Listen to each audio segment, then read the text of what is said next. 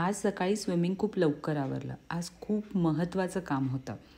देवदर्शनसुद्धा झालं. मी जेव्हा एकविरा देवीचं दर्शन घेतलं तेव्हा तिथे आरास चालू होती.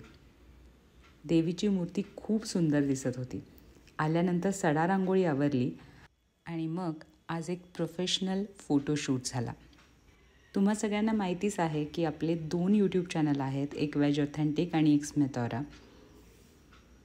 काल आपल्या यूट्यूब चॅनलवर स्मिथ ऑराला 20,000 आणि इंस्टाग्रामवर वेज ऑथेंटिकला 20,000 सबस्क्रायबर्स कंप्लीट झाले. म्हणूनच हा प्रोफेशनल फोटोशूट केला.